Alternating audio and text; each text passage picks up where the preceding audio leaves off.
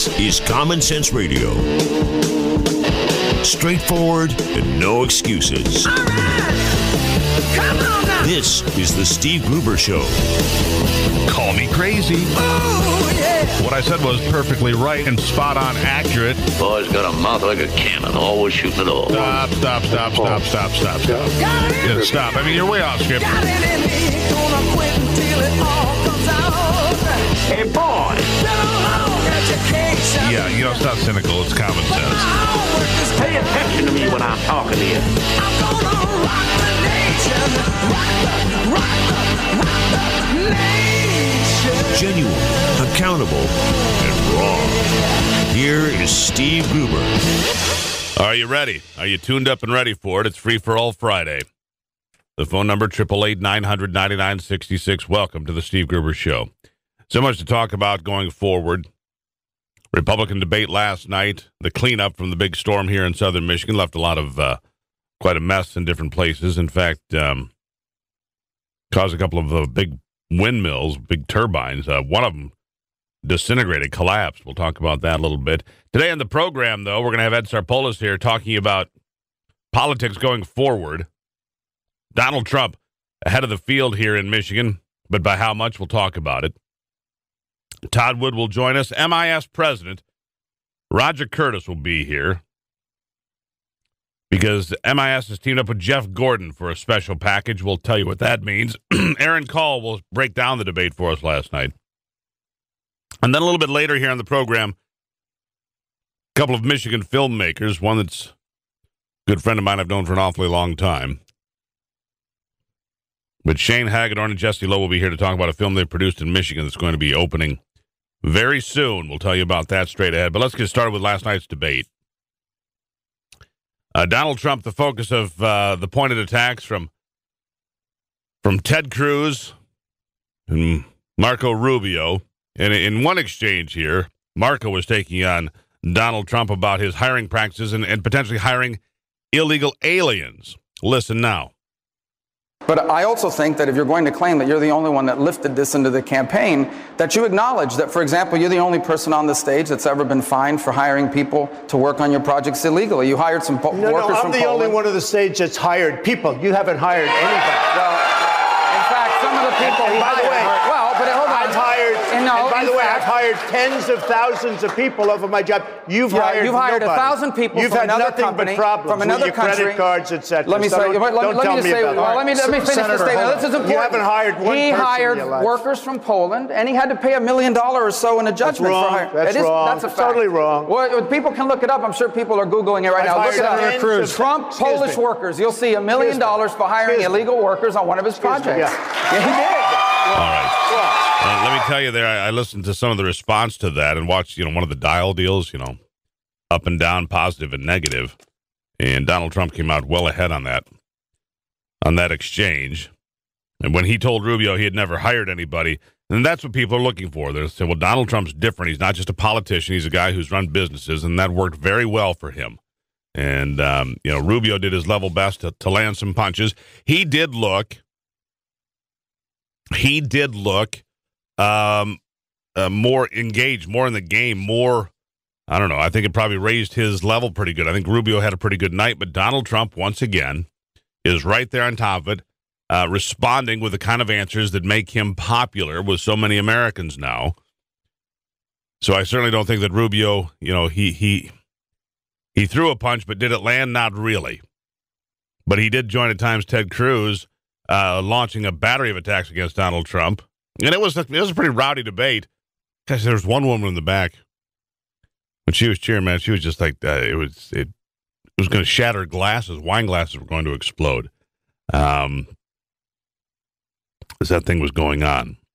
Now, Rubio, in a related story here, Marco Rubio in his campaign, according to CNN in Houston, so down there in Texas where the debate took place last night, Marco Rubio preparing for a contested Republican convention as one option to take the GOP nomination away from Donald Trump or Ted Cruz. That according to his campaign manager, who told top donors at a closed-door meeting. Sharing this theory of this this brokered convention. Super Tuesday, of course, coming up next. So this is the last debate before the candidates head off to Super Tuesday. And Terry Sullivan, Rubio's top advisor, used a PowerPoint presentation and took questions from attendees. This event apparently took place in Manhattan, but the news leaked in Houston. Took questions from attendees to lay out the two courses that Rubio's quest for the GOP nomination could take in the next few weeks. Two people told CNN, speaking anonymously, to share details from a private meeting. This is the way it was laid out. The first showed the number of states and delegates Rubio would need to clinch the nomination outright before July's convention. The second was the scenario in which none of the candidates gained the simple majority of delegates needed to clinch the nomination before the convention, unleashing a messy and potentially unpredictable floor fight, basically, where multiple candidates could be vying for the title. You know, people that you hadn't even considered a possibility could be in the conversation. Hell, Mitt Romney could be in there. And speaking of Mitt Romney, now that we've all had a chance to digest the fact that he threw out there, well, there's probably a bombshell in Donald Trump's tax returns. You know, I don't think that happened in a vacuum. All right. You know, who was involved in the planning of that well-placed nugget in the news media? I mean, Mitt didn't come up with that on the spot. This whole notion that somehow Donald Trump and there was a bombshell in his tax returns, that didn't just spontaneously happen on the air, I can tell you that. All right, I'm going to give you one more taste of the debate last night, this time between Donald Trump and Ted Cruz, for as much as you can take it. But go ahead. Clip 4. Go. You are all talk and no action. What I've seen up here, I mean, first of all, this guy's a joke artist and this guy's a liar. You have a combination. This guy always goes. You have a combination of factors. He can't do it for the obvious reason, and he can't do it because he doesn't know how to tell the truth. What we're seeing with Donald is actually the pattern of Washington deal makers, which is they make promises, they break their words, and then when anyone calls them on it, they call you a liar. And so that's Donald's pattern over and over again. And every time anyone points at Donald's actual record, what he said on national television, Donald yells liar. Let me tell you something. Falsely accusing someone of lying is itself a lie, and it's something Donald does daily. Go ahead, Mr. Trump. I watched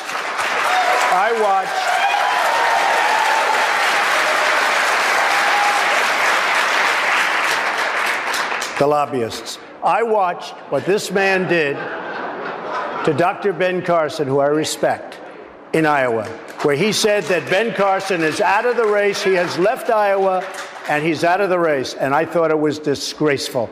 And got a lot of votes because of that. A lot of votes took him away from Ben Carson. I watched that. Probably took him away from me, too. But I watched it. I also watched where he did a form that looked like it came right out of a government agency. And it said on top, voter violation.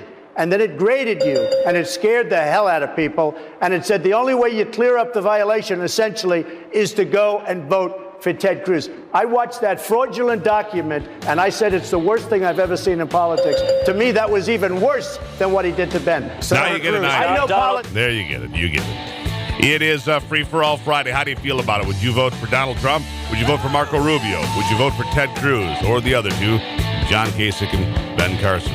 888-900-9966. Tune it up, boys and girls.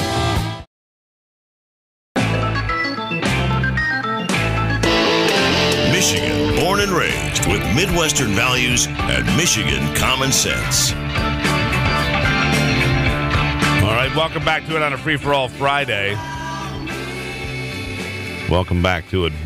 Bernie the Socialist was in Flint to discuss the Flint water issues.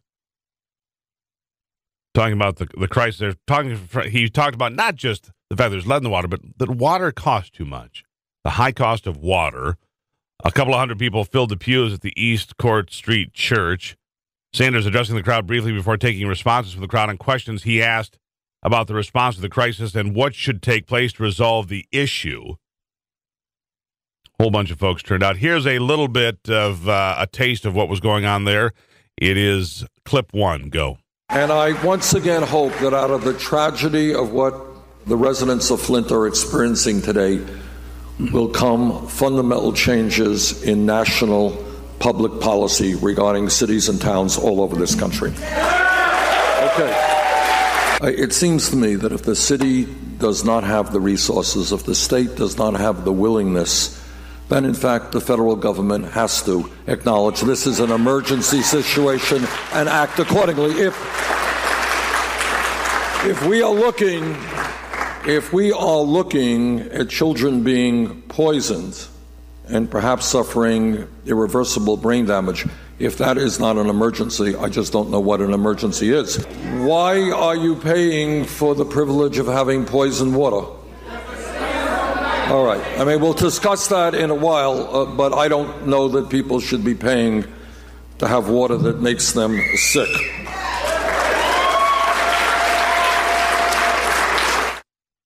Now, part of this, so this has turned into something different now. He started it.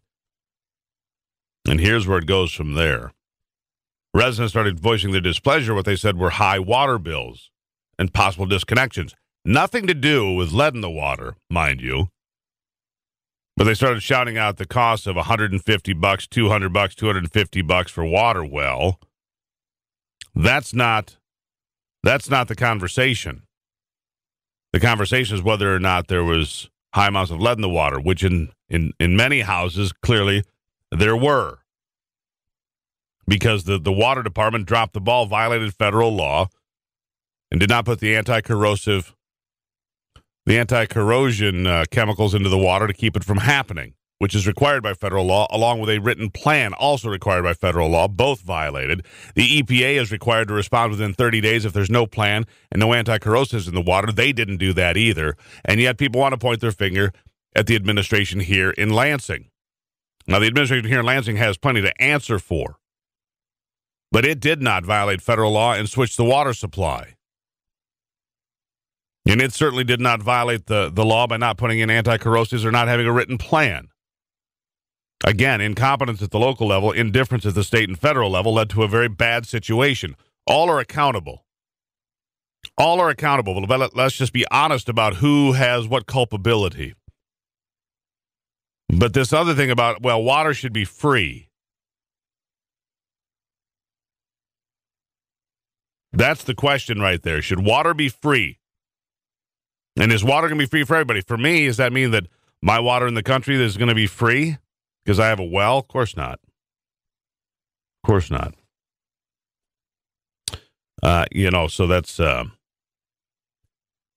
In fact, I would say that Bernie Sanders and Hillary Clinton are both taking advantage of the Flint situation and exploiting the situation there. Nolan Finley feels the same way from the Detroit News. Has a column out yesterday afternoon to hear Bill Clinton tell it. His wife came to Flint, saw the crisis, and solved the crisis. Hallelujah. Meanwhile, other politicians like Governor Snyder sat holed up counting beans while the city's children gulped poisoned water. That's the political ad that's being launched by Hillary Clinton in the state of Michigan. It's disgusting. The Work of Making Change is the name of the ad. Bill Clinton touting the sheer potency of Hillary's leadership. Her compassion, her instincts, and deep knowledge of the impact of lead on the brains of children drove her, he says, to call Flint Mayor Karen Weaver and ask, what can I do to make it better? It's maneuvers like that make all politicians. I don't care. It's revolting. It's a pile of bull, says Nolan Finley, and so do I. A distortion of cause and effect and an exploitation of the tragedy and the children of Flint, Michigan. Brought to you by Hillary Clinton. Yeah, you'll be seeing that ad in the weeks to come. It's called The Work of Making Change. And so just remember, people are susceptible to that message. Now, the message continues to be that, poor people are being run over by those that aren't. This class warfare, this division. And it's nothing new. It's not a new tactic. In fact, we have a clip from Parliament in the UK. Margaret Thatcher getting heckled by one of the folks in the audience there. And Margaret Thatcher, the former prime minister, responding about, income inequality. Roll that for this morning. Go. That over her 11 years, the gap between the richest 10% and the poorest 10% in this country has widened substantially. That's right. How can she say at the end of her chapter of British politics that she can justify many people in a constituency such as mine being relatively much poorer off, much less well housed, and much less well provided than it was in 1979? Surely she accepts that is not a record that she or any Prime Minister can be proud of. Mr. Speaker, all levels of income are better off than they were in 1979. But what the honourable member is saying is that he would rather the poor were poorer, provided the rich were less rich. That way you will never create the wealth for better social services as we have. And what a policy! Yes, he would rather have the poor poorer, provided the rich were less rich. That is a liberal policy. Yes, it came out, he didn't intend it to. And there you have it. There's your policy. Just make everybody poorer. Make everybody suffer more. As long as that income inequality gap is smaller. The lunacy of the left. 888-900-9966. Your thoughts on the hotline. Call anytime. It's the Steve Gruber Show.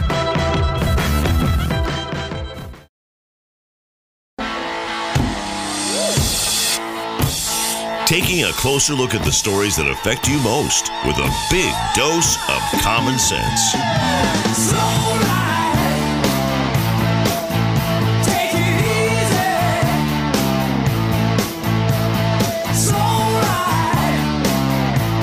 All right, welcome back to it here on this Free for All Friday.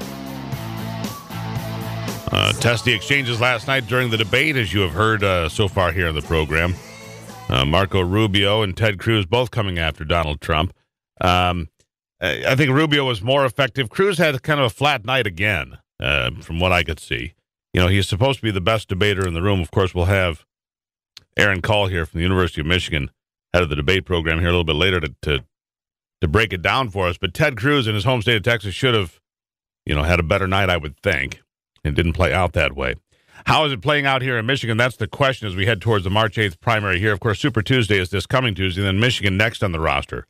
So we should have the opportunity to see many of the presidential candidates here. As you know, Bernie Sanders was here yesterday. Several have already been here. Will be here again. Our next guest, Ed Sarpolis from Target Insights, the president of Target Insights, here to talk about a recent poll. Ed, welcome back to the program. Oh, welcome. Good morning to you, too. Glad to be back. So, all right, where are we in Michigan on the Republican side heading towards that March 8th primary when you look at likely voters? When you're looking at likely voters right now, the fact is that Trump definitely is moving up in the polls. He's at 41%. He's up like 6-7 points from 2 weeks ago. Cruz has dropped from 21 to 14%. Rubio's dropped from 21 to 17. And Kasich has doubled his numbers to 12%. Actually, Kasich's pretending he's John McCain at 2000, taking advantage of the independent Democratic crossovers to boost his numbers. And on the Democratic side, though I didn't do a poll, the poll that I was tracking, the fact is that Bernie is, from what I can see, is viewing this as a tier 2 state for him. He's down by double digits, so I would say that Bernie's up his game. He has a chance here. In Michigan, Cruz and Rubio definitely have to make some gains on Super Tuesday. Otherwise, I think Trump's going to win this state handily. I think it's interesting to note that Trump is up +7, I think is what you said, and Kasich has more than doubled his numbers. Now, Kasich's been in the state, spent a couple, 3 days here now, and it's part of his strategy to focus on Michigan, of course, his home state of Ohio. And if he's doubled his numbers for John Kasich, maybe there's something working there. Oh, there definitely is. As a matter of fact, for Kasich, though, he would like to win this state. If he comes in as a strong second, that's a boost for him, considering that his focus was going to be his home state and some other states on Super Tuesday, where he's less likely to win. So Michigan's going to be a priority. But even a strong second for Kasich would definitely put him in a top tier and reconsider the support for Rubio as well as Cruz going forward. And, of course, that all plays into this whole conversation, Ed, that I'm sure you've obviously heard because we all have. If somebody ends up in Cleveland, they all end up in Cleveland, and they don't have enough delegates to say it's mine, they throw them all in the mix. It could be, well, it'll be very entertaining for people in politics, I'll tell you that. Oh, it certainly will, because this hasn't happened in nearly 50 years or longer, and the fact is that this will be an interesting conversation. But I think what's going to determine that very quickly here is the fact that actually Cruz, Kasich, and Rubio need them all to stay in to steal votes from Trump to make that happen in Cleveland. As any of these drop out or lose support, it gives Trump the advantage of saying that will not happen in Cleveland. I think what's interesting here also is that the one candidate that is from Michigan, Dr. Ben Carson, is so far back you don't even mention him. No, and you saw that even last at the debate. Even Trump felt sorry for him last night that he kept bringing up his wife. They never asked Carson any questions at all. Obviously, Trump was concerned the fact that he got beat up last night, and he claimed that he was getting war armor on. But you're correct; they totally ignored him in the whole process. And now I wonder, Ed, and you know, and I know that you're a little bit farther to the left than I am, and that's fine. But let me ask you something about Trump and Kasich, because both of the candidates there, the two that are going up in Michigan, apparently have an appeal to a lot of Democratic voters as well. At least that's what I hear and what I see in the reading and so forth. They have an ability to attract people from the other side more so than Cruz or Rubio, from what I can tell. Do you get that same sort of a sense? Same thing here is what's happening. In fact, as a matter of fact, national polls have been tracking this, and actually Ron Brownstein, a leading political analyst for years and writer, has demonstrated in a couple of recent articles, and I've seen that in my own polls, is the fact that what you see happening is that Trump mostly, in Kasich at second tier, is appealing to those Reagan Democrats that voted for Reagan. Well, obviously most Reagan Democrats are dead, but the new Reagan Democrats that voted for Obama in 08 or voted for Obama in 12 are now looking for someone else to say, look, you didn't do us for this. Trump, now you're listening to us. You have our message. We're coming to you. And same thing with Kasich. There's this group of voters in the Republican Party, that's about 40% of the vote now, they're saying, look, we switch parties depending on who we think is listening to us. And right now, that's the group that's moving to obviously more to Trump and somewhat here to Kasich here in Michigan. So my bigger point then is this, and we're on line with Ed Sarpolis, the president of Target Insights here in Michigan. A new poll showing Donald Trump with 41% support. He's up about 7 points here in Michigan. Rubio and Cruz down. They're both at 17, 14, respectively. John Kasich at 12%. He's doubled his numbers. So here's my my bigger point is this, Ed. We have been told since last June that Donald Trump had no chance in this thing. At some point, he would just be gone. People would get bored with him. They'd move on. They have not. And now people are telling us, these pundits, these so-called experts telling us, well, he would have no chance against Hillary Clinton in the general election. I don't believe that, because he doesn't, the base is rock solid. The people don't leave him. He can say outrageous things, apparently, and they don't leave. So if he can call more people to his side that aren't offended by his outrageous comments from time to time, isn't it, he has a chance to win this thing as much as anybody, doesn't he? Well, as a matter of fact, I gave a speech actually last week in Southeast Michigan where I basically said, with Trump and Hillary Clinton's numbers so negative on their favorability rating, it's definitely going to be a close race unless Trump makes some mistakes. Trump's biggest issue is going to be not the fact that the race cannot be close and he could win this, is the fact he does have to solve the Hispanic vote nationally. The 44% poll that came out the other day, that was just among strong Republican Hispanics in Nevada. The broader Hispanic group nationally, he's down, much more than even Romney was 4 years ago. So I think, does Trump have an opportunity? Yes. His biggest issue, what he does with Hispanics, that soft independent vote, the Reagan Democrat, definitely, if Hispanics move up a little bit, Trump definitely has to be considered he has potential beating Hillary in the fall. And how does he get those inroads? Does he focus on the same thing that seems to, last night, for example, telling Marco Rubio, you've never hired anybody, I've hired tens of thousands of people. Is that the same message he takes to the Hispanic community? Listen, I provide paychecks and I know how to do that, because isn't the economic message what really has a chance to win? Oh, it does, but I think with Hispanics, you saw his beginning to soften his approach on Hispanics of doing outreach. If you notice the fact that he's beginning to sound more like a Democrat on some of his social issues, specifically a move to that general middle ground for the general election, which has softened the blow on Hispanics who basically view government as a help. They're so conservative, they're more Republican-leaning on some issues, but he's beginning to soften his approach to say, look, I'm here, there's going to be a safety net for you, we're going to take care of you. And outside of the wall, you begin to see him soften up to go after that Hispanic vote. Well, I think his inroad is through the Roman Catholic side of it, because if you talk about social issues, a lot of Hispanics line up with Republicans more than Democrats on some social issues, which is important. So let's go out on a limb here, Ed. Give me a prediction for the Republican side and then for the general. For the general right now, I still think it's Trump's to lose. I mean, things can happen here between now and the end of March, but I'd say unless it changes between now and Super Tuesday, Trump definitely has the edge because it looks like Cruz may lose or tie his home state, and Rubio with such a big drop in his own votes in Florida, if Cruz can't take him out, or unless Kasich can stay in enough though he doesn't have the money to Cruz and Rubio self-destruct, we could see a Kasich in the end. Because remember, in California, the western states, as go on, it's winner take all. It's no longer any proportional representation.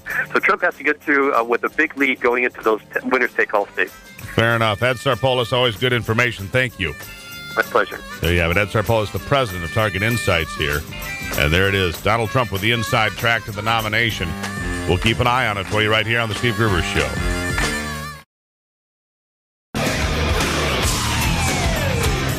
Keeping you in touch with Michigan and the world.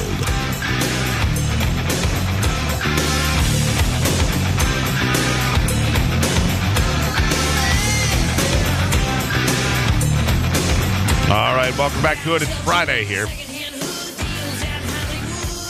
It's Steve Gruber Show here on this Friday. By the way, you heard the stories of the talk about President Obama possibly selecting the Republican governor of Nevada to fill that vacancy on the Supreme Court. But apparently that has changed. Governor Brian Sandoval has removed himself from consideration as a Supreme Court justice nominee. Sandoval commented Thursday that he had been contacted by the White House but does not, quote, wish to be considered at this time for a possible nomination, end quote. He went on to say, I've spoken to Senators Reid, Heller, and McConnell and expressed the same desire to them. The notion of being considered for a seat on the highest court in the land is beyond humbling, and I am incredibly grateful to have been mentioned, said the statement. It was a test balloon floated out there.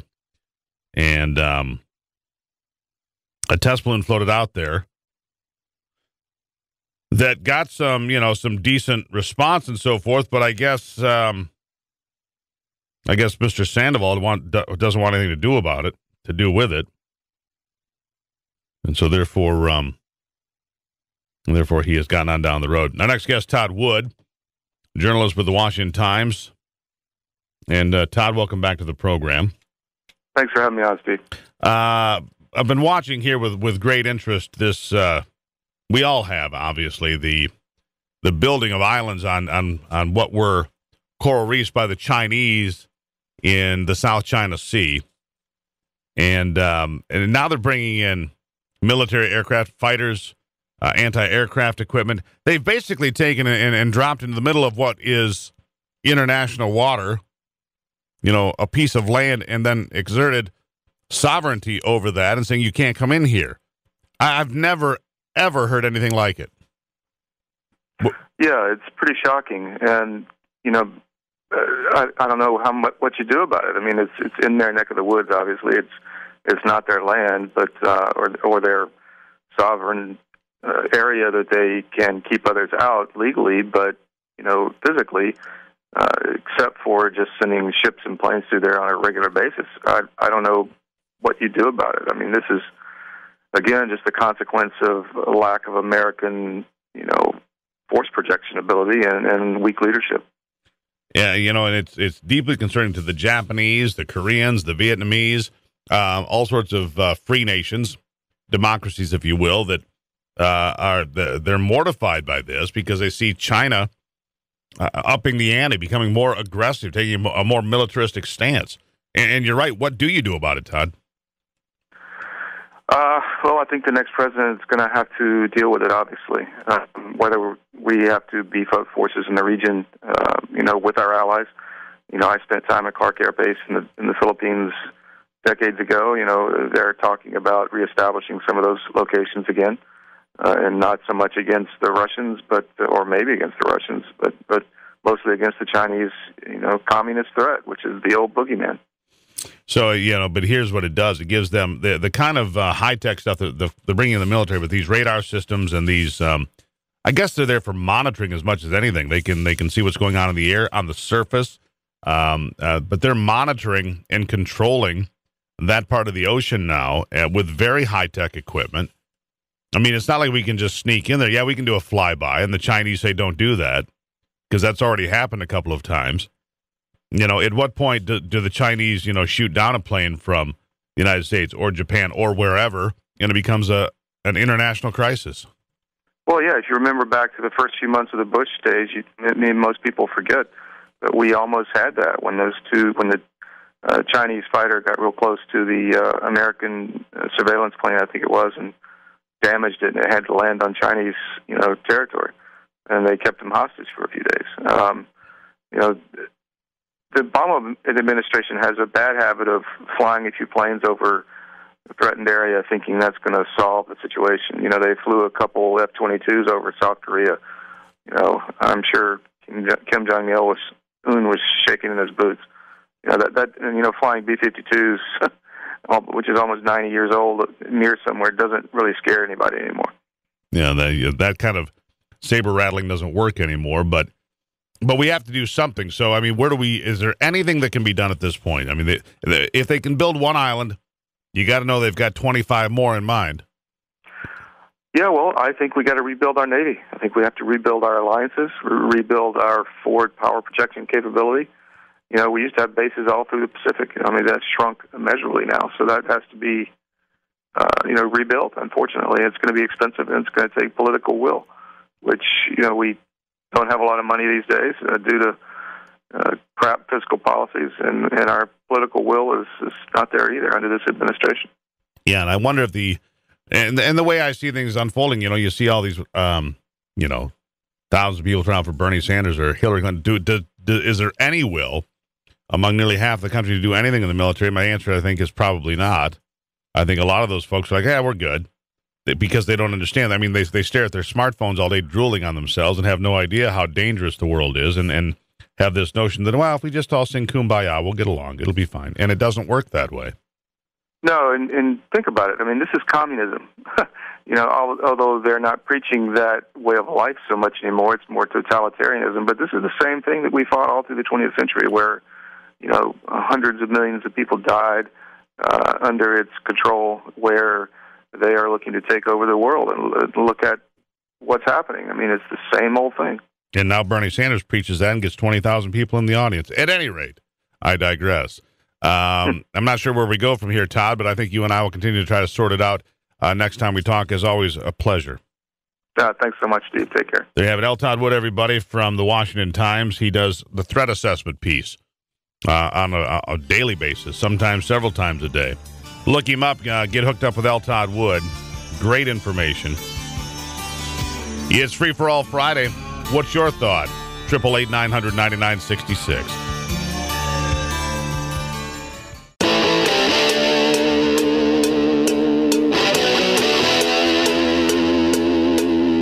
This is Common Sense Radio.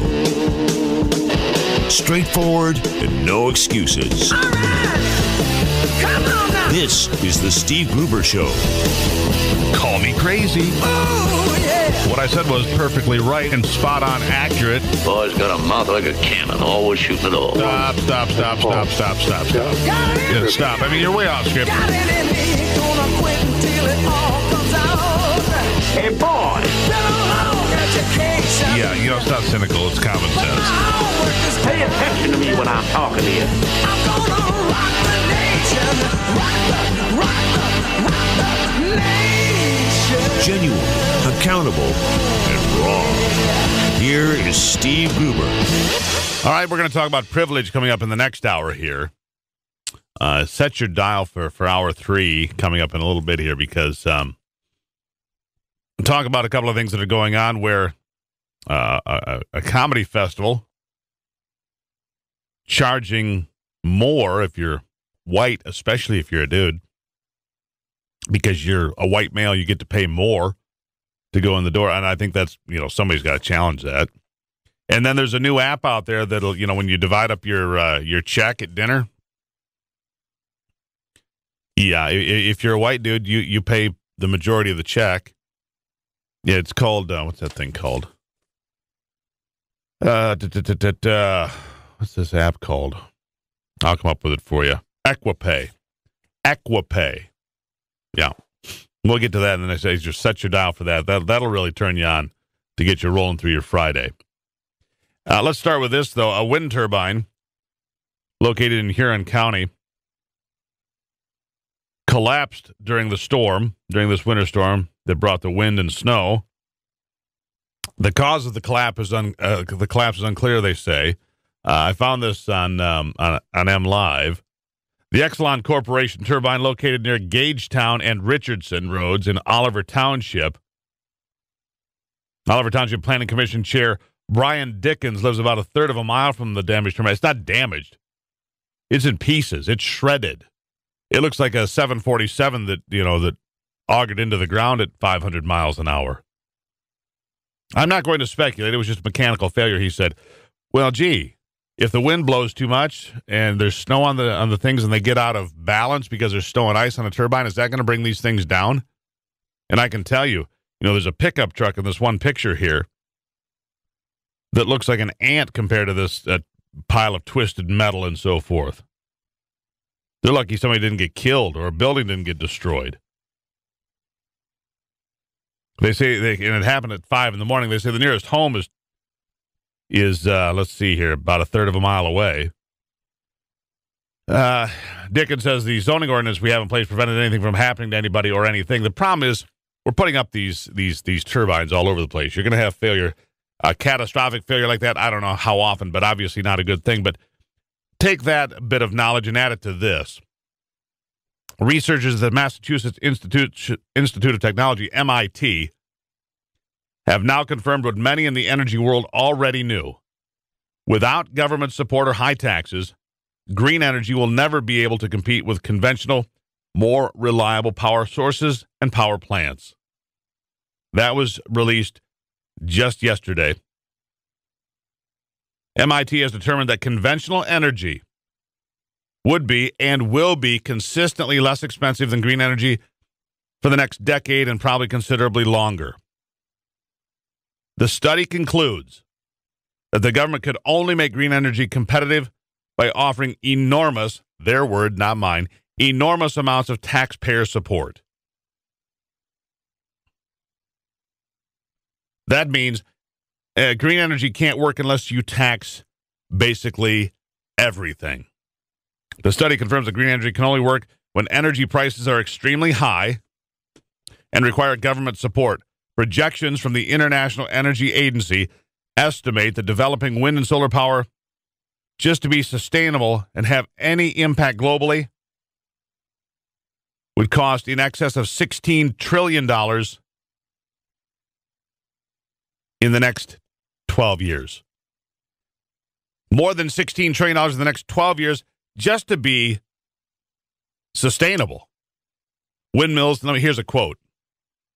Windmills, solar panels, and ethanol could not compete with coal, natural gas, and oil without mandates and subsidies, even when the price of the conventional fuels was relatively high, says Myron Ebel, director of the Center for Energy and Environment at the Competitive Enterprise Institute. He shared those thoughts with the Daily Caller. Now that prices for fossil fuels have plummeted, very little renewable energy capacity will be installed unless the mandates and the subsidies are raised even higher. Even higher. That means more tax dollars because oil is more affordable now and coal is more affordable and natural gas and so forth. So in order for the pursuit of windmills and turbines like the one that collapsed in Huron County, solar panels and all of that, it'll require a lot more of your tax money. The MIT study also noted that solar and wind power are more than twice as expensive, as natural gas and tax on carbon dioxide emissions could increase electricity prices enough for green sources to compete. Even environmental groups such as the Sierra Club are increasingly worried that cheap energy will make the case for green power much, much weaker. That's from MIT. And they understand what's going on, and what's going on is we're getting a sham here. By the way, from the National Bureau of Economic Research, critics also say that carbon taxation disproportionately harms, surprise, the poorest members of society. No kidding. You mean if electricity prices go up, Steve, the people that can least afford it get hit the hardest? That's kind of the way it works, boys and girls. That study by the NBER found that a carbon tax would double the tax burden on the poorest households, making it effectively impossible to have both a carbon tax and a living wage. A tax on all man-made greenhouse gas emissions would make the tax burden on the poorest households 3 times greater than those that are in upper incomes, at least 3 times greater. Only 4 nations actually have carbon tax today: Ireland, Sweden, Chile, and Finland. The largest economy to ever have a carbon tax, Australia, repealed it in 2014 over the concerns that it was deeply harming their economy. Australia is getting destroyed. No country taxes carbon dioxide emissions at the levels deemed necessary to substantially mitigate global warming by the Intergovernmental Panel on Climate Change from the United Nations. And there you have it. And there you have it.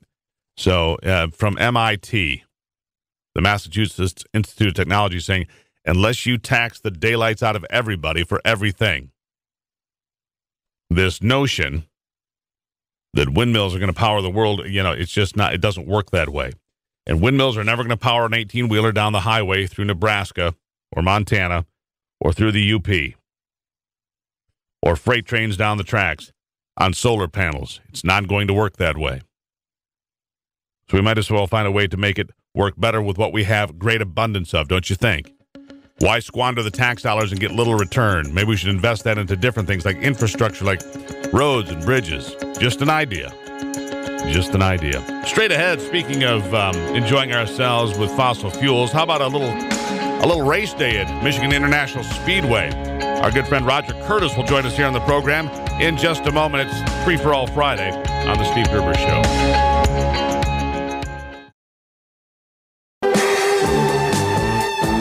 Getting your day started with news from around the state and around the world. Common Sense Radio. This is the Steve Gruber Show. Here in my car, I feel safest of all. I can lock on my doors. It's the only way to live in cars. All right, welcome back to it. It is Free for All Friday here on the program. And yes, we're all buried in snow, and it was a big snowstorm, biggest snow event of the season for us here in southern Michigan. But sweep that snow out of your mind and think about warmer, nicer weather and going to Michigan International Speedway and enjoying some of the great events that happen down there, because that's what we're going to talk about next. So go to your happy place, and maybe your happy place is MIS. I know it is for Roger Curtis, the president of MIS. Welcome back to the program, Roger. Thanks for having me. I appreciate it. So buried in snow, but we have dreams of warmer weather.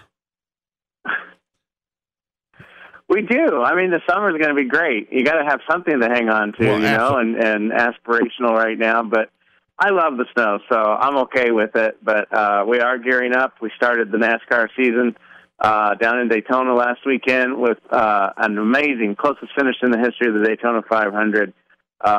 Daytona Rising, a $400 million project to increase the fan experience for our NASCAR fans down there. It was a phenomenal hit. So the season is off and going there in Atlanta this weekend, and it will be June before you know it here in the Irish Hills. So you can start planning now. It's almost time. And the advice that it might be snowing and cold, and I like the snow too, don't get me wrong, Roger, but I also, I like spring weather, and I like going down to the track and so forth. And if the past couple of years are any indication, now would be a good time to make those plans to get a good ticket for the race, because if you don't, let's be honest, they're quite popular, and tickets become harder to come by as we get closer, right? Yeah, attendance really spiked for us last year, grew after, like most businesses in Michigan, we came out of the recession, and we're starting to see growth again in camping, grandstand seats, so we're excited about that. They're all on sale right now. We've got a great new Jeff Gordon package that we just rolled out during the Daytona 500 with a chance to do a Q&A session with Jeff, some food and beverage, a couple good race tickets for both races in June, the NASCAR Xfinity Series race on Saturday, and then, of course, the Firekeepers Casino 400 Sprint Cup Series race on Sunday, June the 12th. Great package there. I know there's a lot of Jeff Gordon fans, and he's still very popular despite being in the broadcast booth now, not on the racetrack. But great guy, and he's going to do an awesome Q&A session with all the fans that get that package. So tell me about that. I mean, is it a few of the fans that buy this package get to hang out with the guy in a room and say, hey, what was it like to race here, or what was your favorite part? You just get to hang out with him and talk? That sounds pretty cool. Yeah, and Jeff is great at that. He loves answering questions. He loves the race fans. He's got a little bit more time on his hands now than when he was a race car driver. And he had said, hey, anything I can do when I come back to the track, now that I'm not driving, to interact with the fans and help you guys create a great experience, I'd love to do. And so we put together this package with him. And he's still such a great ambassador for our sport. I thought he did a great job during the broadcast last weekend, and really look forward to listening to him at all the races this year. And actually, I'm looking at this this package that you put together. You know, it's a pretty good deal. It's only $124, and it's got a whole pile of stuff with it. Why don't you go ahead and tell the folks? I mean, for $124, that's a pretty good deal this day and age. Yeah, you get $20 in money to spend on food and beverage at MIS. You get the 2 reserved seats, one for Saturday, the Xfinity Series race, and then the Firekeepers 400 on Sunday, June the 12th. So 2 reserved grandstand seats. They're great seats, by the way, and then a Q&A session with Jeff Gordon that weekend. We haven't scheduled that one yet. We don't know if it's going to be Saturday or Sunday morning, but that definitely will be part of the package, and you got a 2-day ticket anyways with it. So we're excited to roll that out. It's very popular right now. I'm sure we're going to have to cut it off at some point. I just don't know what the final numbers will be, but if you grab one now, you don't have to worry about it. Right, and while I've got you on the phone, you know, for the folks that want to come to MIS but don't want to see cars go really fast and spend time with Jeff Gordon, of course, coming up in July, Faster Horses return, the Stampede there at MIS, which has become one of the premier country music festivals in all of America, and I tip my hat to you on that again, but another Faster Horses on tap for mid-July. Yeah, we're very excited about that.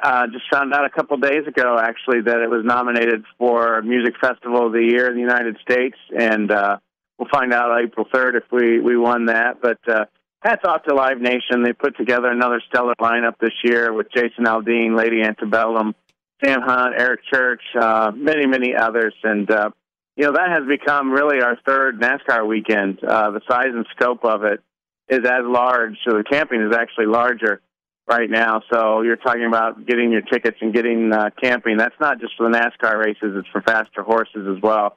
So it's going to be a great summer. I know, like you said, when you look out and you see all the white stuff on the ground right now, it's kind of hard to envision NASCAR and summer and grilling and campfires and sitting around listening to Eric Church and things like that. But I tell you, it's going to be here before we know it, and it's going to be an awesome summer this year at MIS. It sure does sound like it. All right, if people want to find out more, Roger, where do they go as a place that they can go and check it out?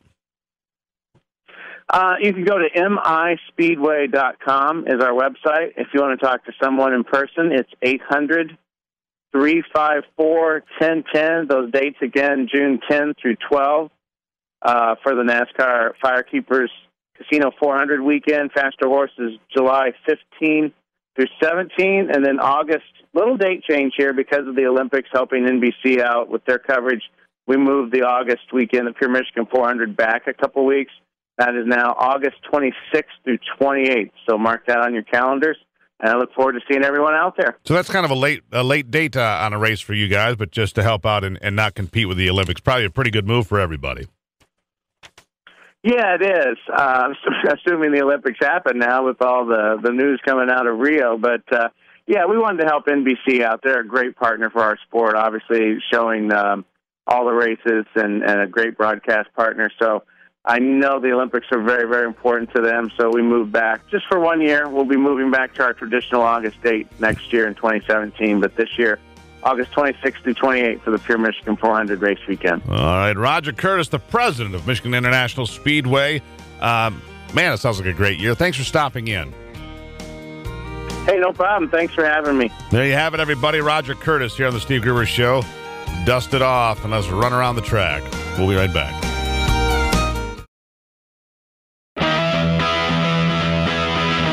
Genuine Michigan common sense on display every day. Never before have I turned on you. You look too good to me. Your beady eyes that can cut me in two, and I just can't let you be. Well, it's a free for all, and a heart I said, you can bet your life. Stakes are high, and so am I. It's in the air tonight. All right, welcome back to it. Free for All Friday, of course. And the phone line is open for your convenience. The free-for-all Common Sense hotline open for your convenience. 888-900-9966. 888-900-9966. Of course, this hour of the Steve Gruber Show brought to you by the Michigan 529 programs, making sure your kids and grandkids get the education that they need.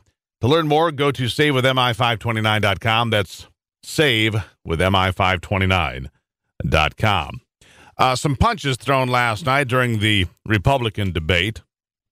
Some Republican punches thrown back and forth. Donald Trump, obviously, the focus of as many punches as Marco Rubio and Ted Cruz could throw. They're trying to do anything they can to get him off his game. The latest numbers from Michigan, by the way, show Donald Trump with 41% support here. That's up 7 points from just a week ago. So Donald Trump is starting to pull away here in Michigan. Marco Rubio and Ted Cruz both down. Marco at 17, Ted Cruz at 14. But John Kasich also on the upsurge here at 12 points, which is about double of where he was not long ago. So, the field is starting to shape up here in Michigan. Of course, the primary here is on March the 8th coming up. Super Tuesday is this coming week. And you wonder if somebody doesn't, for example, if Ted Cruz does not do well in Texas, if he doesn't win Texas on Super Tuesday next week, is he in, is he out, what happens next?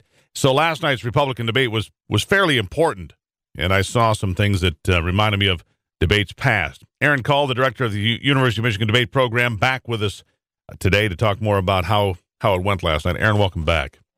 Thanks for having me. It seemed to me that I think the best line of the night potentially was Donald Trump saying to Marco Rubio, "You've never hired anybody. I've hired tens of thousands of people." It was a big applause line winner. I thought Marco looked pretty strong, but I thought that set him back on his heels. And for me, Ted Cruz had another average performance at best. How do you break it down? No, I would agree with those points, especially I think the hiring line was good. I do think, though, that Trump missed an opportunity. Later, after that line in the debate, Rubio criticized Trump about being audited, and I think Trump could have used that line again and said, the only reason that I'm being audited is because I actually do create jobs, where you never have. So I thought there was a bit of a missed opportunity there. I think that Rubio had a second excellent debate in a row. I thought he did very well last time, but Trump, even though being attacked by two candidates at the same time and being in the center of the stage, kept his composure and had another good performance as well. And finally, I do agree with you about Cruz. He had a home field advantage being in Texas, and I think the crowd helped him a little bit, and he started out strong. But in the end, it was mainly a two-person affair between Rubio and Trump, and he was kind of an afterthought. And as you mentioned, Texas is so important for him going forward, because if he doesn't win, he may not even make it into the next debate and the Michigan primary coming up soon. Yeah, he might have to bow out. I was wondering about this. Let's say Ted Cruz does leave after Super Tuesday. Do you think, how long does it take, Aaron, to kiss and make up, if you will? I mean, there's been some pretty hard punches thrown between himself and Donald Trump. Do they ever resolve that, or is that just kind of a festering wound forever? No, I think some things. It's politics. You never say never, and you have to have a short-term memory. But I think last night we saw that and this may be true too now with Trump and Rubio, that kind of reconciliation may be impossible. And even after the debate, you saw an alliance formed almost between Cruz and Rubio to both attack Trump on stage, and I think that may continue onto the campaign trail. And even after the debate, Cruz said that Rubio would make a much better president than Trump. So no, I think if anything, could be Trump and Kasich. They were, I think, had a better relationship on stage and stayed away from attacking each other. Yeah, I've been saying that for some time. I don't know if that would be possible given how heated these debates are, and that's going to continue on the trail and then into future debates potentially as well. Yeah, I've been saying that for some time, because you have to go back about 3 or 4 debates now, And Donald Trump has not attacked John Kasich. He's been basically out of the fray. He made some comments about Ohio getting lucky about their economy because of fracking, but that's about as far as he went, okay? And so he's focused on Kasich, said, I like that guy. Those 3 or 4 debates ago, he said it a couple of times. And now you look at it, he says, in picking a vice president, I need somebody who really knows government, who really knows how to work the inner workings well. Kasich was in there for 18 years as a congressman. He has a pretty fair understanding. He's been governor of Ohio for 2 terms now. To me, I feel like Donald Trump is setting the table, if you will, to say, here, I think that the Ohio governor is the guy that I want to work with. Yeah, it looks that way. And first, I will say that you're right. The only time that he directly criticized Kasich was about the oil, hitting oil and being lucky. And I think that was one of the big mistakes from Trump in the night, because this is a line that we've heard before in previous debates. And last night, Kasich was ready for it with facts, and I thought that was one of his stronger moments of the night. And so that just shows the danger of kind of recycling lines, and especially then when the candidates are ready for them. But no, I think you're right. Trump has said publicly that he'd like someone to balance out his kind of outsider status and nature, and Kasich could be the one, and that fits with his. He always, rather than engaging and really getting down in the muck, is kind of touted his compromise and negotiating skills. And one of the best lines he had last night was, I thought, on the subject of the controversy between the federal government and Apple, talking about he's the only governor that remains on the stage, and he's had successful instances of brokering deals and things like that. And we could certainly see that. But the one potential caveat to that scenario is Kasich was playing with house money last night, because he's not expected to do well on Super Tuesday. It's a lot more on the line for Rubio and Cruz. But the next debate in Michigan, you could see a little bit more of an aggressive and different Kasich, because it's do or die for him in Michigan and Ohio. So he may have to turn up the heat a little bit against Trump, and that'll be interesting to see. And we just learned that his numbers in Michigan, Kasich, that is, have gone up from 6% to 12%. Trump has also gone up 7 points to 41. Rubio and Cruz continue to shed support. So we'll see what happens here, Aaron. I'll give you 20 seconds for the last word. No, I think it's interesting to see how this will affect the race. I thought that Rubio had another good debate, but what we've seen is Trump's been pretty Teflon, and his supporters are so loyal that even when he's pushed in the debates, it hasn't really impacted the trajectory of the race, and I think that'll probably continue. We'll be in the same place next week. All right. Well, Aaron Cole, always a pleasure, and of course we'll continue to break them down every time we go through another round. I appreciate your time. There you have it, Aaron Cole, director of the University of Michigan Debate Program and Debate Institute. He knows how this all works. It's all on the line going forward, and when we come back, we'll talk about the movies. We'll take a little bit of a break from the serious stuff, have a little bit of fun on the Steve Gruber Show.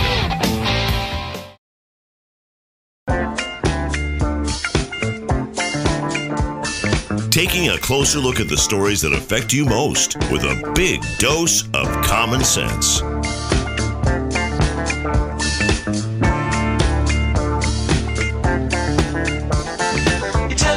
All right, welcome back to it. Welcome back to it. It's Free for All Friday, which means it's time to talk to our good friend, Ron Van Timmeren from Celebration Cinemas. Here he is, everybody. Give a big round of applause. It's Ron Van Timmeren. Hey, Ron. Hey, thank you very much to the audience. Steve, what's happening? I pretty much am the studio audience, but God bless you, Ron. That's all I got. One of these movies that's coming out, I think it's cute, because when I first saw it, I said, they're not really making a movie about that guy. And I think it's coming out this weekend, which is Eddie the Eagle. Because I'm sitting there going, I remember that guy. Yeah, they did make a movie about that guy. You remember back to 1988 in Calgary Olympics? Is that what you remember? Yeah, heck yeah. It was like a suicide run every time they sent him down the chute. It's like, maybe he'll land it, maybe he'll land on his head, whatever. There he goes. It was crazy. He got cut from the Great Britain ski teams, but he wanted to be an Olympic athlete so bad he picked a sport nobody ever wanted to do from the UK and learned to ski jump. And you're right, it was like watching a train wreck. You couldn't take your eyes off the guy because you knew he was going to crash and burn one of these times. Yeah, it was just a matter of it's like you don't go to the bullfight or to the rodeo to see if the cowboy wins. You go to see if the bull wins, and that's kind of the same kind of mentality That's you take. Exactly what happened. Yeah.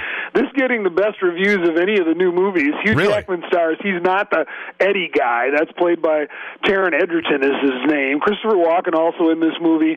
So it's getting the best reviews of the weekend, but it's not going to score very much at the box office unless word of mouth. Remember the Jamaican bobsled team, the Cool Runnings movie? Nobody expected that to be a hit, and it was too. So we'll see. Yeah, it's something different at least, and it's somebody to cheer for. There's somebody to cheer for. Yeah. Hey, we're rooting for you, dude. Don't fall on your head. Even though you're going to come in last place. Exactly. That looks like the most fun movie this weekend of the new stuff. Gods of Egypt is one of these big-budget special effects, adventure, mythology of Egypt. And, oh, my goodness, the reviews finally popped this weekend. Just today at 12% rotten on Rotten Tomatoes. So, if this is your cup of tea, they did spend the money. Mad Max meets 300, and they go to Egypt together. So, Gerard Butler is the star there, rated PG-13. And then 999, which is the code for Officer Down, really an R-rated crime drama movie, but a good cast. Casey Affleck, Kate Winslet in this, Woody Harrelson. If you like good old action, R-rated action movies, 999 will fit the bill. That sounds like a pretty decent movie if you're into that sort of thing, and I think I am. What else is running around out there? Well, honestly, nothing. Pardon me, is going to beat out Deadpool for number one this weekend. Probably Kung Fu Panda stays number two as well. Oscar weekend, Sunday night, of course, the awards, and I think The Revenant is the best picture. I think Leo DiCaprio gets his first Oscar for Best Actor. Brie Larson probably Best Actress. Even Sylvester Stallone should get the gold for Best Supporting Actor in Creed this weekend. You think the Sylvester Stallone's going to walk home with a statue?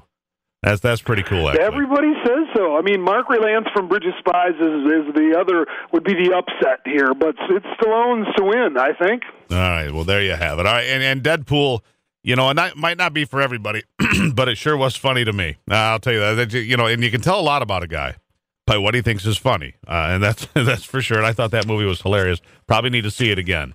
To be honest with you. No doubt. I know that's the best thing about Deadpool is it's funny. And, it's a dirty humor once in a while, but I'll tell you what, you're laughing so hard you miss half the jokes. You're right. It's definitely worth a repeat viewing. And since I'm going to be off next week, Whiskey Tango Foxtrot with Tina Fey and Margot Robbie and Billy Bob Thornton opening next week, and also a great-looking family movie from Disney called Zootopia, already 100% fresh on RottenTomatoes.com. So a couple to look forward to next week, too. And if you missed Whiskey Tango Foxtrot, figure it out, kids. WTF. All right, then. You got it? All right. See you at the movies, Thanks, Steve. Ron. See you, buddy. There it is. Ron Van Timmeren, everybody, from Celebration Cinemas, always doing a great job for us. Whiskey Tango Foxtrot.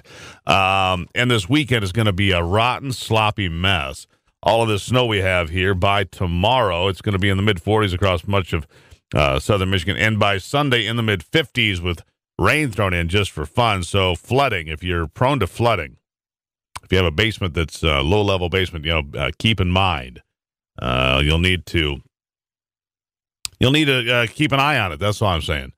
So check this out. I'm going to do this story as a setup for what we're doing at the top of the next hour, because at the top of the next hour we're going to talk about white privilege and applications for your phone that, when splitting a bill, will make sure that the white guy pays more money. A comedy get-together in New York where white men will pay more than anybody else. Here's a story. 3 black female college students who claim to be victims of an assault by a group of white men and women have been charged themselves. Officials at the University of Albany announced yesterday that 2 of the women have been charged with misdemeanor assault and falsely reporting an incident. The 3rd woman has been charged with misdemeanor assault. The women, all 20 years old, claim they were attacked early in the morning of January 30th while riding a bus. They claim that they were called racial slurs and physically attacked by white people while bystanders looked on. Investigators, however, say a review of multiple videos of the incident showed no evidence the women were victims of any crime or subjected to any racial slurs. It's all made up. In fact, police said the women were the aggressors, assaulting themselves a 19-year-old white woman. Police said surveillance and cell phone video, as well as eyewitness testimony, contradicted the women's lies. The white men claimed assaulted the white men that they claimed assaulted them were actually trying to stop the attack. They were being good Samaritans, good citizens. I especially want to point out what happened on the bus was not a hate crime. University Police Chief Frank Wiley said in a statement, according to the Albany Times-Union, the incident created tension on campus as you can't imagine. Why do you need to do this? Why do you need to make stuff up and create problems and lie? It helps nobody. But we're going to talk about that and this notion of white privilege when we come back at the top of Hour 3 here on Free for All Friday. It's the Steve Gruber Show.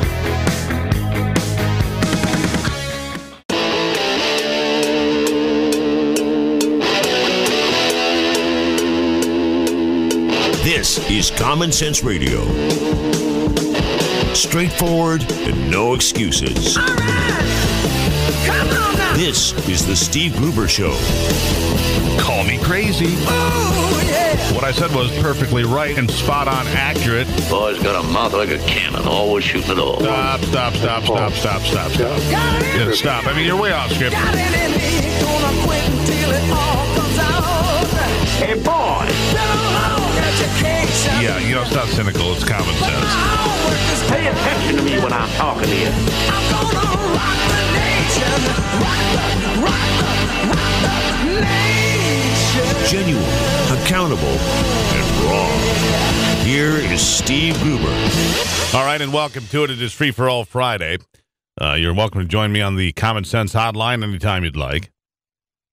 So we're going to talk about some different things here for a moment.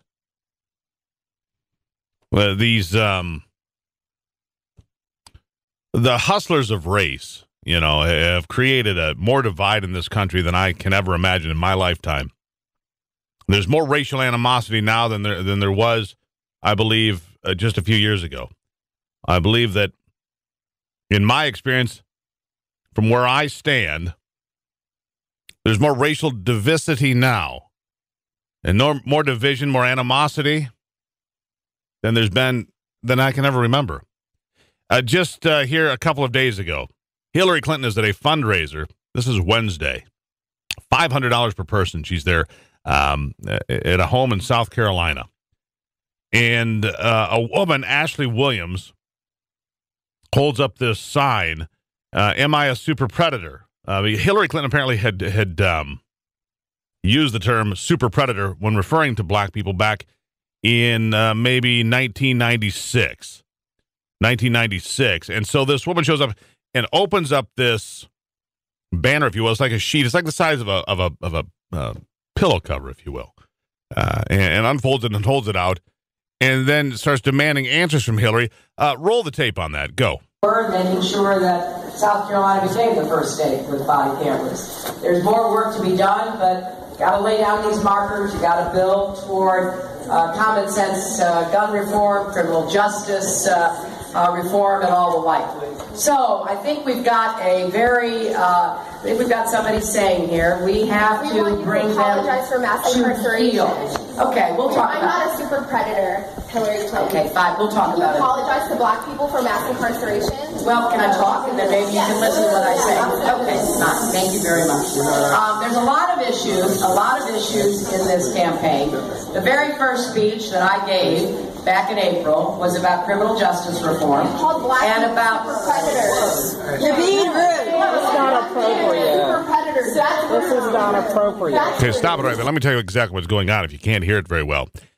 Hillary, one of the comments she made, also not just referring to black people as super predators, we have to bring them to heel. She made that comment back in 1996, so that's what was written on the woman's banner. We have to bring them to heel. Will you apologize to black people? Will you? Of course, she was surrounded, and you can hear the Hillary people hissing at her in the background. And then she was escorted out. And people say it's inappropriate. You can't ask her that, and so on and so forth. Well, why not? Why not? Ashley Williams paid her way to be there. She paid $500 to be there like everybody else. She just happened to have a question that Hillary Clinton wanted nothing to do with. And it's all part of the run-up to what was happening in South Carolina here as they go to the polls there shortly for the Democrats. Now, I bring that to your attention because of the premise that I have that racial relations now are worse than they were when I was younger. I just feel like that things have gone the wrong direction over the last many years. The more we divide, the more we have hyphenated America, the more divisions we have, the more problems we have. Let me give you another example of something that is outrageous to me. I found this on the Libertarian Republic website. An upcoming comedy festival in New York City charging different rates for attendees in an effort to check the privilege of straight white men.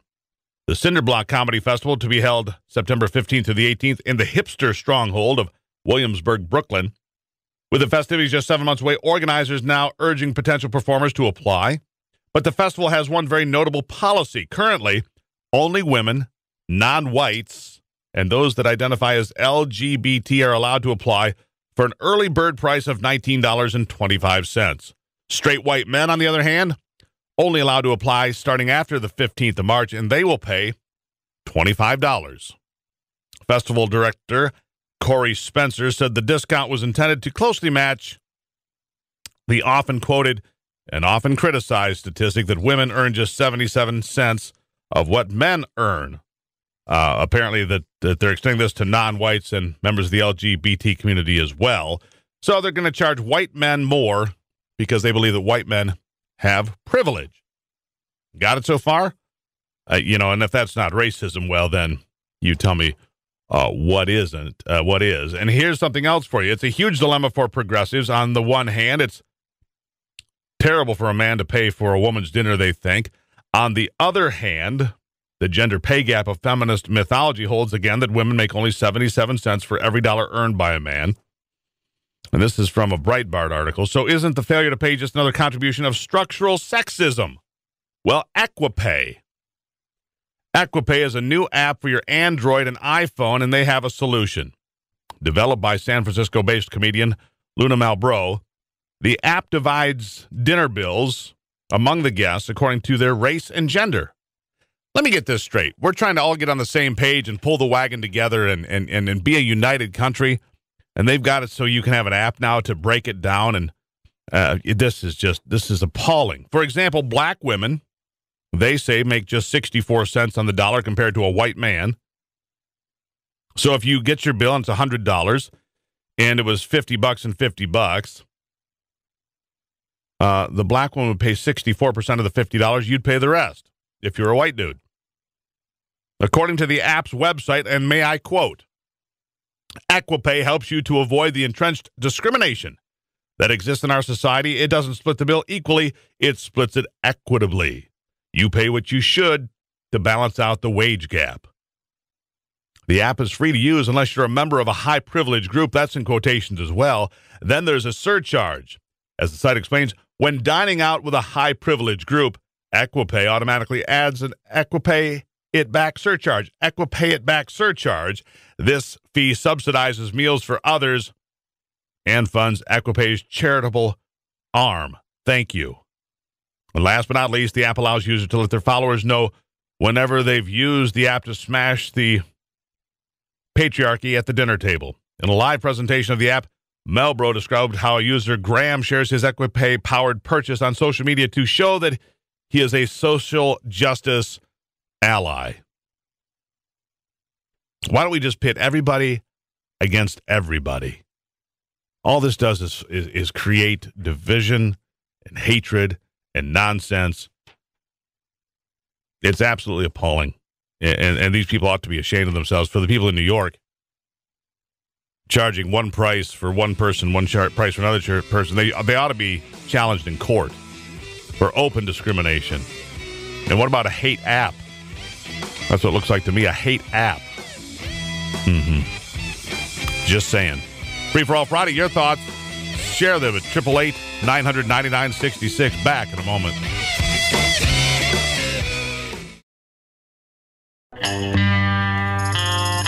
covering Michigan and the world from his bunker below the bridge. Here is Steve Gruber. Take the last train to Clarksville and I'll meet you at the station. You can be here by 4:30 because I've made your reservation. Don't be slow. All right, welcome back to it. Welcome back to it. I wanted to get our next guest on to weigh in on this battle back and forth. I think I know where he'll come down, but it is a testy conversation between the United States government and Apple as far as opening up this cell phone they captured from the deceased terrorist in San Bernardino. Michael Dougherty back on the program, senior writer for Cyber Defense Magazine and much more. Welcome back, Michael. Good morning, sir. So I think I know where you're going to be on this, but okay, so here's this phone, a cell phone issued by San Bernardino, actually. So it was a government phone issued to this a person who turned out to be a terrorist who murdered 14 people at a Christmas party along with his wife.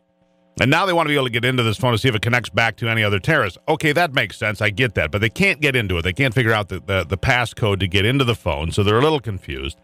And they said to Apple, can you help us? Apple said no. And they said, you have to help us. And Apple said, no, we don't. And now it's in court. What do you make of it?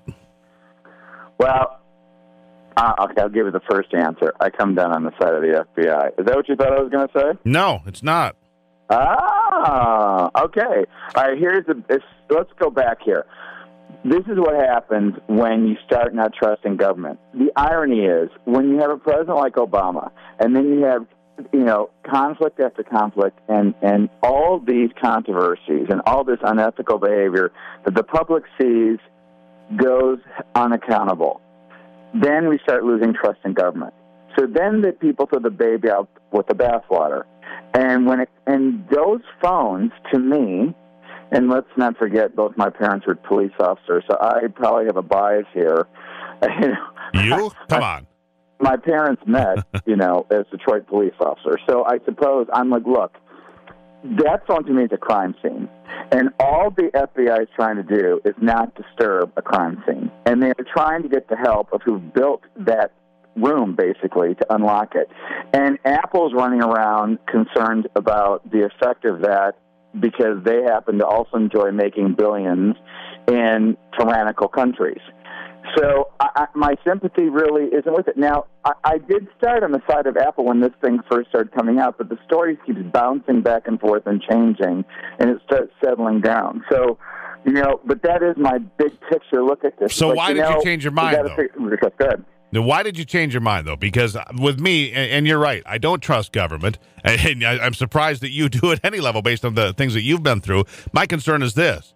It seems to me that the government's asking for a master key because they're asking that a new operating system be written so that it is easier to access these sorts of phones in the future going forward. I don't think the government needs an easier route to get to the information in my phone or yours or, well, frankly, anybody else's. I appreciate the concern over terrorism and safety and security. But at some point, investigating everybody all the time doesn't work for me. Well, and that is what they're screaming about, and that is not what's happening here, I don't believe. But people are so afraid that that's what's going to happen. Now, I think Apple is using an American public fear of that to stir the pot about what I think is Apple's real issue, which is, look, this is not a little kitty cat here. Apple has grown up into one big tiger. They make billions of dollars all over the world, and they choose to work in lands that people aren't free. And these phones are weapons for some people to use. If it wasn't for the technology, and this is the other side of the knife, a lot of these really, these ISIS would not be able to build the organization and communicate as well. So, it's not like Apple's some innocent here. It is, I think they have to assist in making sure that these things are used in the positive way that it is. So, but these are the tough questions that happen because of the Internet and because of these tools, because the borders have been removed, jurisdiction gets confused. All that goes on because of this. It's not so black and white. And you're right. The government has to assure the public that the trust isn't being abused more so than they have in the past. But I also don't throw the baby out the bathwater. I do not equate the FBI with the FTC. I do not create those investigators in the heart of these investigatory agencies like these self-righteous, bureaucratic lawyers that are in these other agencies. I've listened to all this, but hold on. Here's the thing. The government is basically, in effect, ordering Apple to create something that doesn't exist at their expense, apparently. Go create this operating system so that we can do this going forward and so we can have this access and so you can open this phone. I mean, who does? I mean, wow. Frankly, who the hell do they think they are coming and demanding you do work? Well, I look at it this way. First of all, if Apple wants a check written for them, I'm sure the government will do it, which would be the ultimate irony given Apple's sickening profit margin. But now you sound like Bernie Sanders. Now hold on. Huh? I mean, now you sound like Bernie Sanders. No, I don't. No. I'm saying they can send a bill. That's fine. That's great. They can send a bill.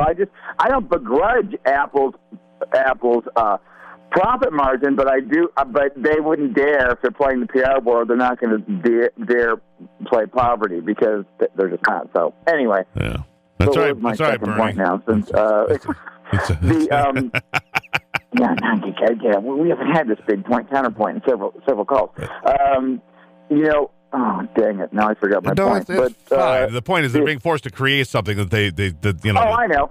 So right. So to me, it's like okay, I own a hotel. and there's someone in the hotel doing something terrible. The police are there. Open the door. I mean, it's not like the police are saying, "Give me a master key and I'll use it anytime I want to get in any room in the hotel."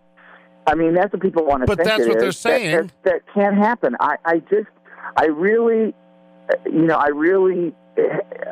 don't want us cutting our nose to spite our face. Yeah. And I know these are really difficult gray area discussions that I think are great to have. Yeah, they are difficult discussions, and it's a gray area.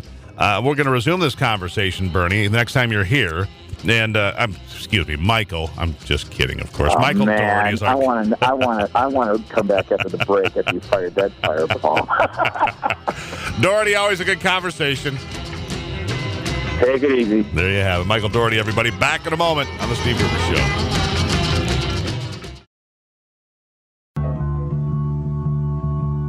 Genuine Michigan common sense on display every day. Take me across the water, 'cause I need some place to hide. Sorry for I here done the rancher's daughter. All right, welcome back to it. We're going to get to the filmmakers in one moment here, but I want to take one quick call off the hotline. Adam is checking in from DeWitt, Michigan today about the Labor Department. Adam, real quickly, what's on your mind? Good morning, Steve. Love your show. Thanks for taking my call. Really appreciate that. Go ahead. Calling about the really an unknown issue that no one really on the campaign trail has been talking about, and that's the proposed Department of Labor rule with regard to expanding regulations to cover personal IRAs that people own. I'm a financial advisor for 30 years, and this is a huge deal for our industry. And most people aren't even aware that right now the rule has been sitting in the Office of Management and Budget. We're being told that in April that we expect the rule to be implemented. And Congress has tried to block this rule, and Obama is basically saying that he will veto any attempt to do this. Now, the rule changes everything about how financial advisors work with their clients.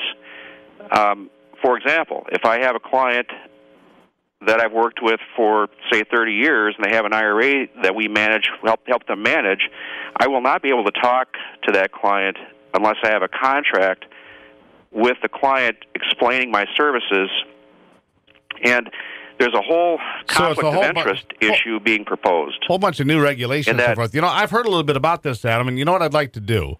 I'd like to jump on with Alex here. Let's get your phone number, because this sounds like something we should talk about in depth and find out how people's money is being affected, because it sounds like more regulation that interferes with people trying to do what's best for themselves and their family and slow it down. And if it affects IRAs and investments of that sort, obviously it's something we should have a longer conversation about, if you're okay with that. So what I'd like to do is have Alex grab your phone number and see what we can do to talk about this, because I have heard a little bit about it. and I've talked to my advisor a little bit about it, but certainly if it's going to take effect, it's going to affect all of us, and I'd like to have a longer conversation if that works for you. I'd love to. Yeah, it's a huge deal, and I think your listeners need to be aware of it. And I appreciate that, Adam. So, all right, Alex, grab his phone number, and I'm going to shift gears here to a free-for-all Friday, kind of a fun day. We're going out on recess here for a minute, but we'll talk about that. That financial thing is a really important deal. But in the studio with me now, Shane Hagedorn, a writer, an actor, a producer, and Jesse Lowe, also heavily involved with this new film called 40 Nights. It's I think it's coming out right shortly here. First of all, Shane and Jesse, welcome to the program. Good morning. Thanks for having us. Steve. Hello. So Shane Hagedorn, I've known you for years and years. You've been involved with a lot of indie films, I guess is the hip way to say it. Right? Sure. Yeah, I want to be cool, so I just want to make sure I'm cool. And they're indie films. So let's start off with this 40 Nights film. Tell me about it, what it is, where it came from, what's the inspiration? 40 Nights is a rich, powerful, biblically based film that we shot in Arizona last year. It was written, stars, and was produced by Lansing native DJ Perry, who has a wealth of feature-length films underneath his belt. He's the head of collective development.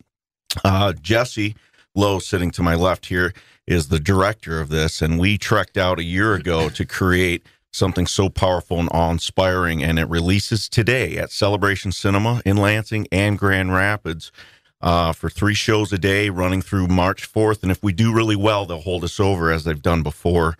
And I encourage everybody to go out there and be really inspired, and also be blown away by some of the performances and the context of Jesus as he's depicted as a man going through some of these really tough obstacles. No, I think it's interesting that a lot of films recently, coming out of Hollywood, not just your films, but they have these Christian themes and so forth. And Jesse, I know that when we were visiting here before we went on the program, before you joined us here, that you were the son of missionaries. So you traveled a lot of different places. So you have this Christian background, but Christian films as a whole in America are resonating with people personally, but also at the box office. I mean, you're into a place here that's, well, believe it or not, God's kind of popular.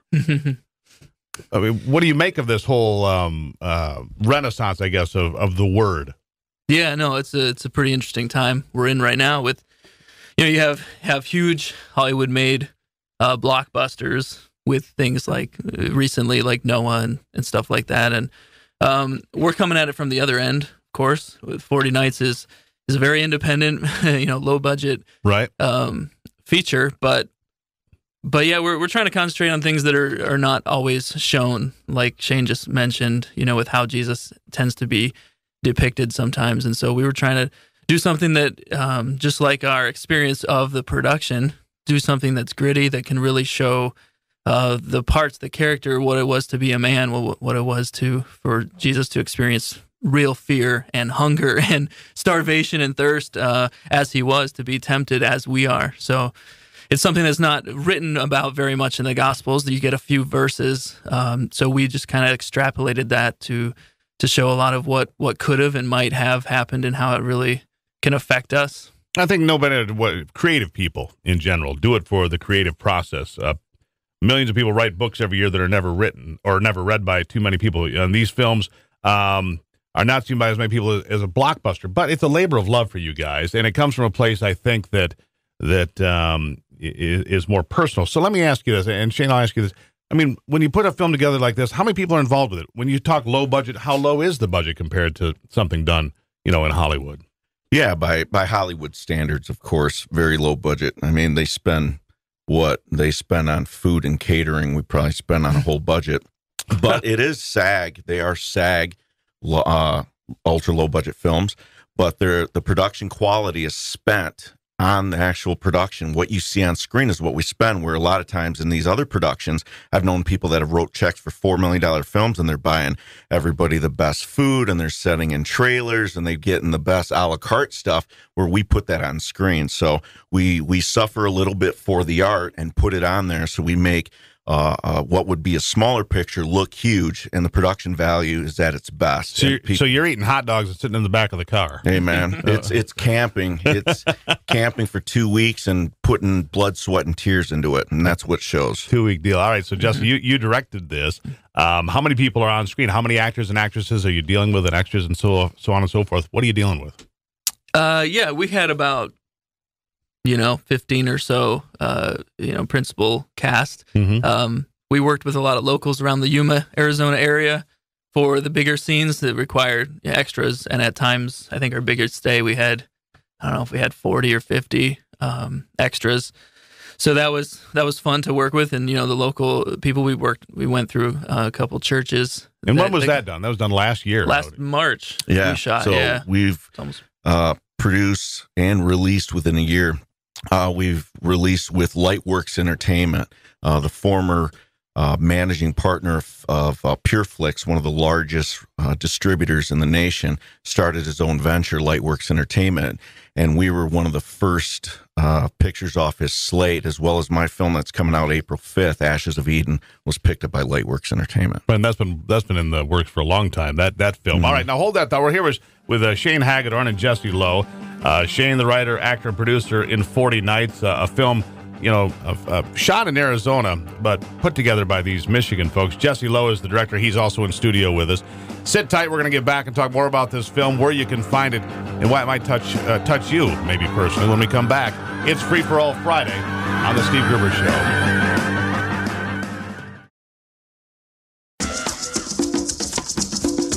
The Steve Gruber Show, American Values with Midwestern Common Sense. Please allow me to introduce myself. I'm a man. All right, welcome back to it. Okay, during the break there, talking a little bit more with Shane Hagedorn and Jesse Lowe, involved with this upcoming film, 40 Nights, and you called it an ultra-low budget. Is that the term you were using? SAG ultra-low budget, yeah, right, under so contract. Screen Actors Guild is the union, of course, dictating a lot of the guidelines, I suppose, on these films. So by definition, then, what is SAG ultra-low budget?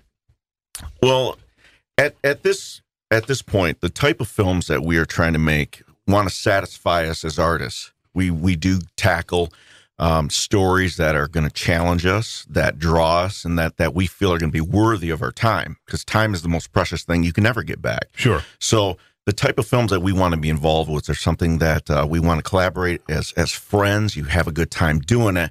And also, we are responsible to our investors. I want to bring on investors who can have a chance at getting their return back and come back for the next film. Right. As I've mentioned before, some guys that I know have made $4 or $5 million films, they still haven't made that money back. It's a lot tougher. But at smaller budgets, taking away some of the higher money on trailers and all those things, we break it down a little bit more simply and put it on screen. And that's where we spend our money, and hopefully we'll make a return back that everybody's going to be happy with. And you've done several of these, as we've talked about. And Jesse, I mean, the dream, obviously, for you and Shane, and I think anybody that makes a small film, is you want to make a big film someday. You want to make The Passion of the Christ or whatever it is, right? And be big out there. But how do you think you get there? Do you guys do film festivals? How do you get attention? Do you get some buzz? I mean, everybody wants to do the Blair Witch Project, and have that low-budget film that just explodes somehow because it goes viral, I suppose, for lack of a better term. How do you get there?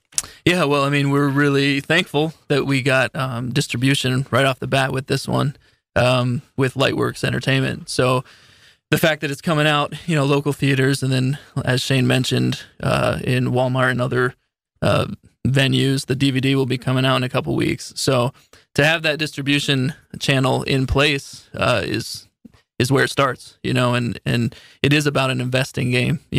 With independent films, you have to find investors, and so the fact that you become viable for people and can sell and can have your movie seen all over the place, all over the country and maybe world, definitely helps. And so your next project becomes that much more, interesting to people. So you guys are both pretty young. So do you look at it as, okay, so Lightworks comes along, they make this deal with us, and Shane, you said another film that you worked on that came out last year, Ashes of Eden, also going to Lightworks. Mm-hmm. Does that give you the opportunity to buy a new car, or do you go invest that all into to the next film? Yeah, I'm in it for the long haul, so I want to keep reinvesting myself into the next thing because they are, for me, like I said, my time is very valuable, and I want to work on projects that I have a great collaboration with, and so the money's not taking me away from my day job. I'm still a security officer at Sparrow Hospital, but I love that job. I'm the best at it. I love helping people, right? And they really work with my schedule and doing these things. I can take 2-3 weeks off couple times a year and do these type of work. So, and how many of these films have you done now? I know we've talked about this for years. I know you've done several of them. How many? 40 Nights brings it to how many? 10 features, and I've done probably 20 other short films and whatnot, and all successful in film circuits and things like that. And these are the first 2 that actually have worldwide distribution. That's pretty exciting. Yeah, that's pretty exciting. All right, so you guys collaborate a lot. How long have you lived in Michigan?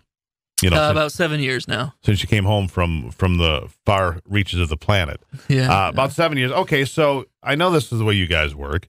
You've got something lined up for the next time around. What are you looking at next? Well, yeah, I don't know how much we want to, in this stage, it's always, you don't Come know on, we can look behind the curtain. We won't tell anybody. Nobody's listening. No, we do have another collaboration, a film that we're hoping to get into production this fall that we're really excited about that would involve both of us. Shane is a lead actor and myself directing. And we're looking to, again, it's making sure that funds come in to get that off the ground. And each step for me and for Shane, like we said, each step, you do want to put more into it. You want to raise the bar even more and more. We don't want these to look like or think of it as, these are low budget, you want hobby to look as projects. Big as possible, these are, right? We're trying to tell, and we believe we have an angle on good stories for lower budgets that can really maximize, for audience and for investors. Well, sure. I mean, nobody wants to be cable access, obviously, but there's a reason you were picked up by Lightwork Entertainment, and there's a reason you're being, distributed in these theaters around Michigan. I mean, obviously, it has a good look to it. And again, where can people find that? It happens today? Yeah. It releases today in Grand Rapids and Lansing at Celebration Cinema. 3 shows a day running February 26th through March 4th. And I said if the public outpouring and show up is great, churches, please invite your attendees to come out. They can watch the trailer at 40nightsthemovie.com. Go to Celebration Cinema, buy tickets online, reserve your seats because the tickets go fast and we sell out usually for our shows. And so March 5th is the DVD release date of 40 Nights, and it'll go at least nationwide in Walmart stores. We do have distribution worldwide for 40 Nights, as well as Ashes of Eden coming out April 5th. April 1st at Parables Network, so it'll be on TV April 1st. Pretty heady stuff for you guys. I mean, this is big stuff. Yeah. I mean, another brick in the path, definitely. Yeah, I mean, it's a long way from the first time you did this, or 15 years ago, and you and I talked about this the first couple of times. Yeah. In the movie, and I guess that's the point. You keep improving your craft, you keep honing what you're doing, and hoping for something great to happen to you. Yeah, and we keep acquiring the best craftsmen to work on these pictures. And like I said, you're doing it not for the money at this stage. You're doing it because the camaraderie, the execution of excellence, and that's what we're all striving for in our own particular lanes and where we are. And I think we do that with excellence, and all the way through until we get to this point, and it's just one marathon after another, and we've got some long race runners. I appreciate that. Jesse Lowe, director, and Shane Hagedorn, a writer, actor, and producer on the film 40 Nights. Go see that film. Let me know what you think. And guys, I appreciate it. 2 Michigan guys chasing their dreams. And I don't think artists, sit there painting a masterpiece thinking how much they're going to get paid at the end. They do it for the love of the craft, like you said, Shane. It's Free for All Friday. Thanks for dialing it in. We're going to take a break, check out some sports, and wrap it up for the week right after this.